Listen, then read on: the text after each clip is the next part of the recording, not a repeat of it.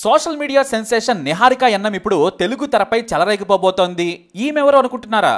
మహేష్ బాబు అడవి శ్రేష్ఠతో చేసిన నిహారిక వీడియో ఎంత సెన్సేషన్ క్రియేట్ చేసిందో చెప్పనక్కర్లేదు. నిహారిక గలగల మాట్లాడుతుంది. ఆమె మహేష్ బాబుతో చేసిన ప్రమోషనల్ వీడియోతో ఒక్కసారిగా తెలుగు ఆడియన్స్ కి కూడా పరిచయం అయింది. తాజాగా నిహారిక డిజిటల్ కంటెంట్ క్రియేటర్స్ విభాగం నుంచి మన దేశం నుంచి కేన్స్ కి వెళ్ళింది. అయితే కేన్స్ లో ఆమె వేసుకున్న డ్రెస్ తెగ హాట్ టాపిక్ గా మారింది. కత్తి లాంటి డ్రెస్ తో చురకొత్త లాంటి చూపులతో యూత్ కి కైపెక్కించింది నిహారిక. జూలై 4, 1997లో చెన్నైలో పుట్టింది నిహారిక. కానీ బెంగళూరులో సెటిల్ అయ్యారు. బీటెక్ కంప్యూటర్ సైన్స్ చదువుతున్న సమయంలో యూట్యూబ్ స్టార్ట్ చేసింది నిహారిక. సరదాగా ఫ్యామిలీ ఇష్యూస్ నుంచి రోడ్డు మీద ట్రాఫిక్ లో ఇరుక్కున్నప్పుడు జనాల బిహేవియర్ పై సరదాగా పోస్టులు పెట్టేవారు. కానీ అప్పుడు ఎవరో ఆమె యూట్యూబ్ ఛానల్ పట్టించుకోలేదు. ఇంతలో ఎగ్జామ్స్ రావడంతో ఛానల్ ఆపేశారు ఆమె. అయితే బీటెక్ పూర్తయ్యాక సడన్ గా ఆమె ఛానల్ కు ఫాలోవర్స్ పెరగడం మొదలు పెట్టారు. ఇటు సోషల్ మీడియాలో యాక్టివ్ గా ఉంటూనే ఆ తర్వాత ఎంబీఏ కూడా కంప్లీట్ చేసేసింది. అయితే సినిమా ప్రమోషన్ కోసం ఒకరిద్దరు హీరోలతో చేసిన తర్వాత నిహారిక రేంజ్ అమాంతంగా పెరిగిపోయింది. తెలుగులో అడవి శేషు మహేష్ బాబుతో చేసింది నిహారిక.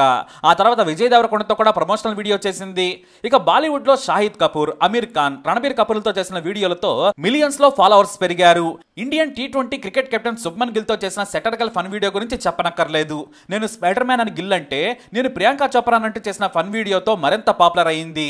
ఇవి కాకుండా మింత్రా, OnePlus, బోట్, KFCలకు కూడా ఆమె బ్రాండ్ యాక్టర్ గా మెరిపించారు.